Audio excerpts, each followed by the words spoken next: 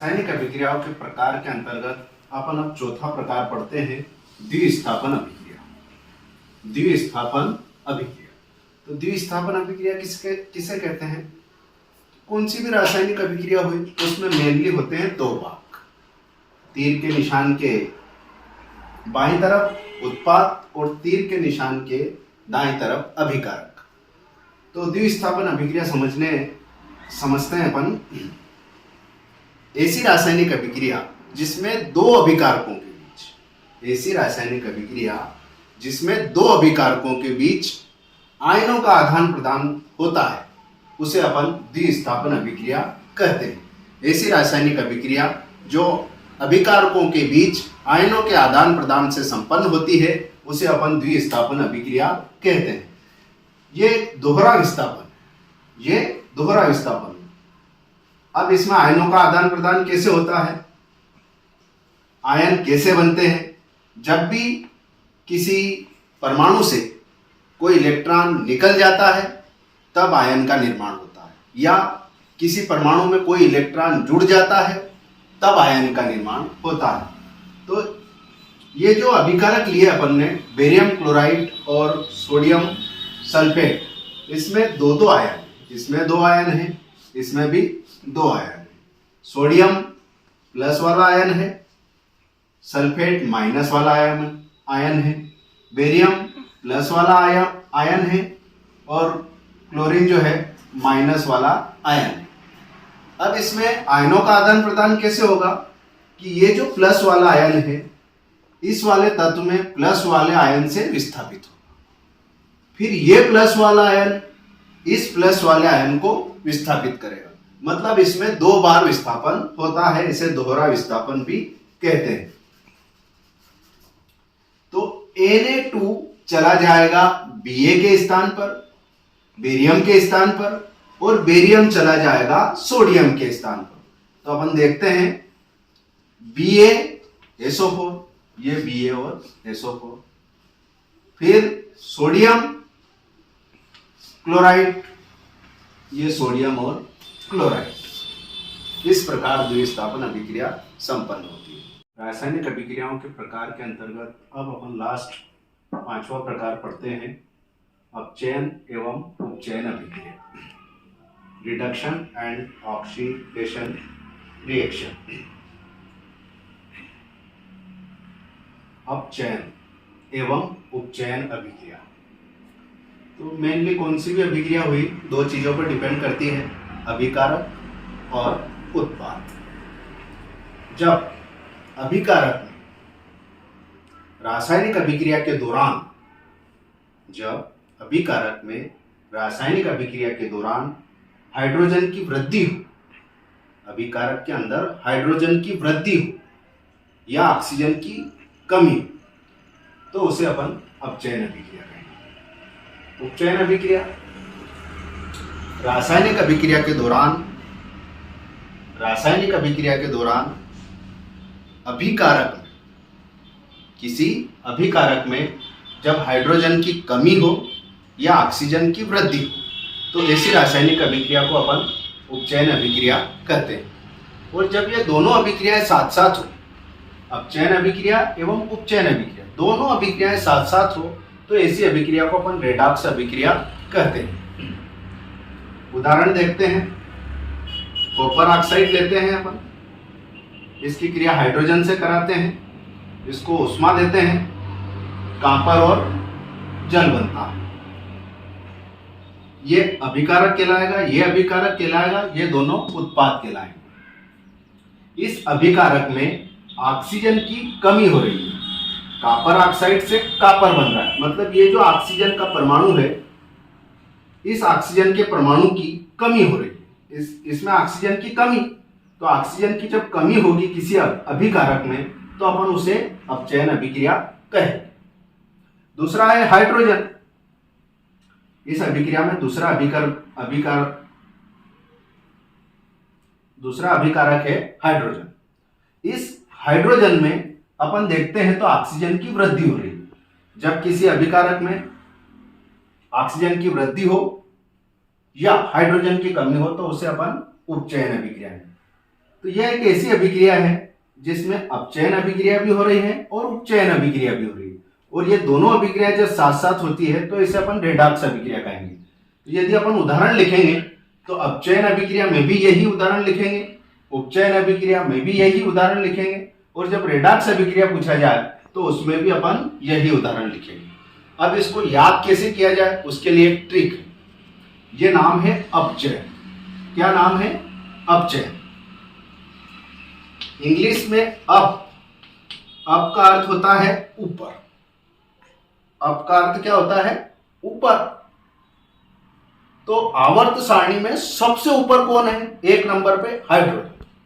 आवर्त सारणी में अप यानी ऊपर। ऊपर कहां ऊपर? तो आवर्त सारणी में सबसे ऊपर एक नंबर पे हाइड्रोजन। तो उस हाइड्रोजन की वृद्धि हो, हाइड्रोजन की वृद्धि हो या ऑक्सीजन की कमी हो तो कौन सी अभिक्रिया होगी? अपचयन अभिक्रिया। और जब अपन अपचयन अभिक्रिया सीख जाएंगे तो उपचयन में अपचयन का उल्टा करना है। क्या करना है? जो अपचयन अभिक्रिया की परिभाषा अपन ने दी है उसकी जस्ट अपन उल्टी कर देंगे। उल्टी करेंगे तो कौन सी अभिक्रिया हो जाएगी? उपचयन अभिक्रिया बनेगी। इसमें अपन बोलेंगे कि हाइड्रोजन की वृद्धि हो या ऑक्सीजन की कमी हो तो उसे अपन अपचयन अभिक्रिया। अब इसमें अपन ने हाइड्रोजन की वृद्धि करी थी तो इसमें हाइड्रोजन की क्या कर देंगे? उल्टा करना है। हाइड्रोजन की क्या करेंगे? कमी कर देंगे। तो क्या बोलेंगे उपचयन में कि जब हाइड्रोजन की कमी हो या में ऑक्सीजन की वृद्धि हो तो उसे अपन उपचयन अभिक्रिया कहते हैं। ठीक है, अभी अपन ने रासायनिक अभिक्रियाओं के प्रकार समझे। तो रासायनिक अभिक्रिया जो है 5 प्रकार की होती है। संयोजन, इसकी उल्टी वियोजन, विस्थापन, द्विस्थापन, अपचयन और उपचयन। ये रासायनिक अभिक्रियाएं जो केवल और केवल 5 प्रकार की होती हैं, और इन्हीं 5 प्रकारों में ही कुछ अभिक्रियाएं ऐसी है जिनमें उत्पाद निर्माण के साथ साथ ऊष्मा निकलती है। जैसे कुछ संयोजन अभिक्रियाएं ही ऐसी है जिनमें उत्पाद निर्माण होता है और उत्पाद निर्माण के साथ साथ ऊष्मा निकलती है। तो अगर उसमें ऊष्मा भी निकले तो अपन उसे संयोजन अभिक्रिया के साथ साथ उसे ऊष्मा से भी अभिक्रिया के नाम से भी जानेंगे। तो उन 5 प्रकारों में ही कुछ अभिक्रियाएं ऐसी है जिनको अपन 2 नाम से जानते हैं। कुछ रासायनिक अभिक्रियाएं ऐसी है जिनमें ऊष्मा की आवश्यकता होती है तो उसे अपन ऊष्माशोषी अभिक्रिया कहते हैं। कुछ रासायनिक अभिक्रियाएं ऐसी है जिनमें उत्पाद में अविलय अवक्षेप बनता है, उत्पाद के रूप में अविलय अवक्षेप बनता है, तो ऐसी रासायनिक अभिक्रियाओं को अपन अवक्षेपण अभिक्रिया के नाम से जानते हैं। तब अपन पहली अभिक्रिया पढ़ते हैं ऊष्माक्षेपी रासायनिक अभिक्रिया। तो ऊष्माक्षेपी रासायनिक अभिक्रिया किसे कहेंगे? कि ऐसी रासायनिक अभिक्रियाएं जिनमें उत्पाद निर्माण के साथ साथ ऊष्मा का भी उत्सर्जन हो तो ऐसी रासायनिक अभिक्रियाओं को अपन ऊष्माक्षेपी रासायनिक अभिक्रिया कहते हैं। क्या समझे? ऐसी रासायनिक अभिक्रियाएं जिनमें उत्पाद निर्माण के साथ साथ ऊष्मा भी उत्पन्न हो तो उन अभिक्रियाओं को अपन ऊष्माक्षेपी रासायनिक अभिक्रियाएं कहेंगे। इसका उदाहरण देखते हैं। जैसे अपन ने चूने के अंदर पानी मिलाया होगा। जब भी अपन चूने के अंदर पानी मिलाते हैं चूना जो है गर्म हो जाता है, यानी उसमें उत्पाद निर्माण के साथ साथ क्या होगा? ऊष्मा का भी उत्सर्जन होगा, और जब ऊष्मा का उत्सर्जन होगा तो अपन ऊष्माक्षेपी रासायनिक अभिक्रिया कहेंगे। तो ये चूना लेते हैं अपन कैल्शियम ऑक्साइड और इसमें पानी मिलाते हैं H2O, क्या बनेगा? ये एक संयोजन अभिक्रिया भी है। कैल्शियम हाइड्रोक्साइड पानी मिले हुए चूने का निर्माण होगा।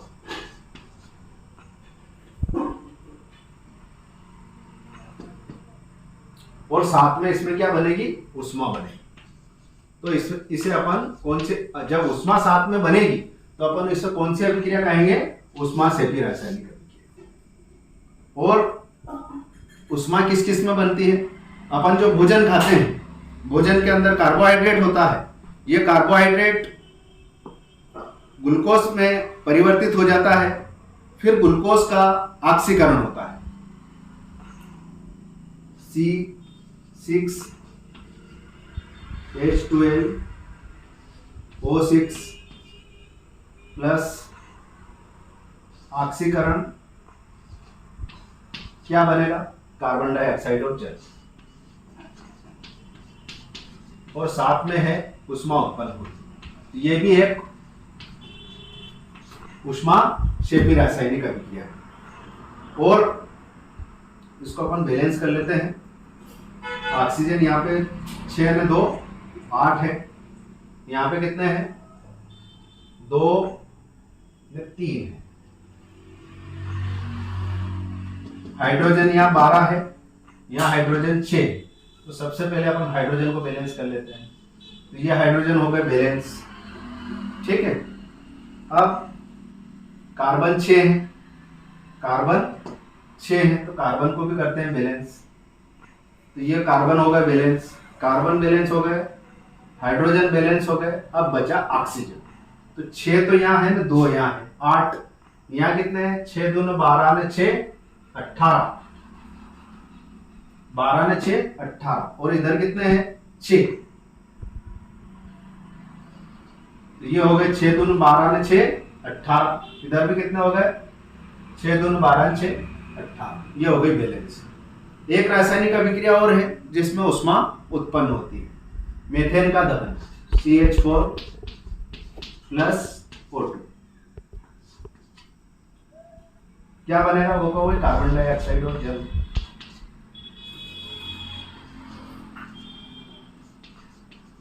साथ में बनेगी ऊष्मा, इसलिए इसको ऊष्माक्षेपी अभिक्रिया कहते हैं। बैलेंस कर लें इसको।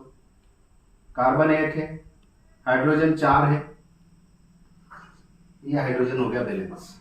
ऑक्सीजन यहाँ पे 2 है, यहाँ पे 2 है, तो 2 तो ये और 2 4, इधर 2 है तो इधर 2 लगा, ये हो गई बैलेंस। ये हो गई अपनी ऊष्माक्षेपी अभिक्रिया। किसे कहेंगे ऊष्माक्षेपी अभिक्रियाएं?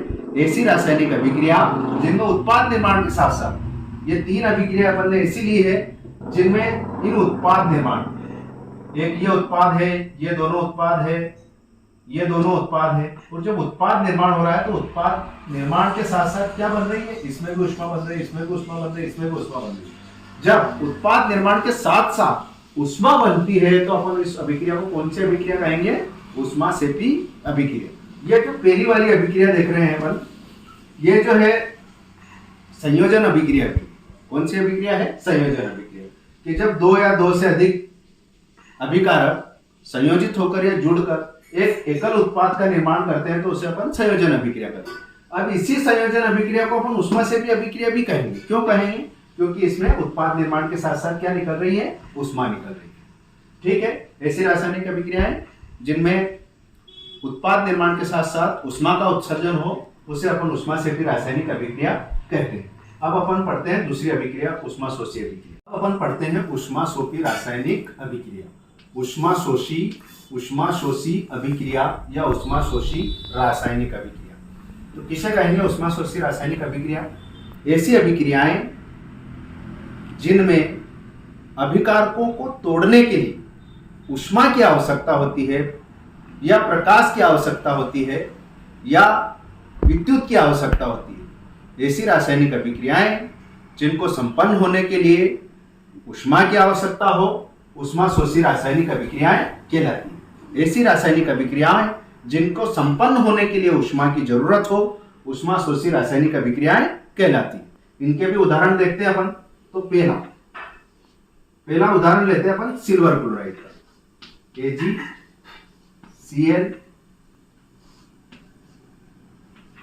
सूर्य का प्रकाश की आवश्यकता होती है इसे। सूर्य के प्रकाश की उपस्थिति में ये 2 भागों में टूटता है, सिल्वर और क्लोरीन गैस। बैलेंस कर लेते हैं।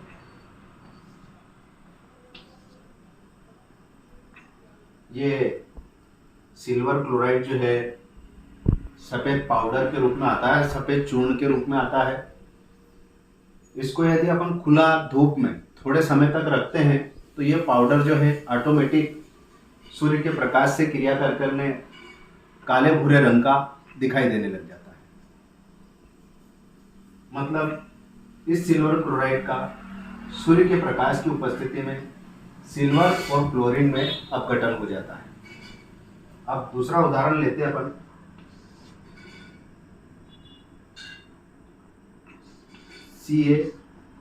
CO3। कैल्शियम कार्बोनेट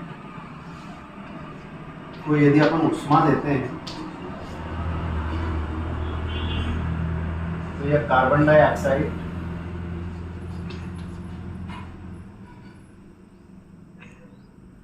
और चूने में बदल जाता है। बैलेंस कर लेते हैं। CO3 2 ने 3, Ca1 है, ठीक। कैल्शियम कार्बोनेट चूना पत्थर को भी, चूना पत्थर से जब हम चूने का निर्माण करते हैं तो इस अभिक्रिया में ऊष्मा की आवश्यकता रहती है। ऊष्मा देने पर यह अभिकारक 2 भागों में टूट जाता है।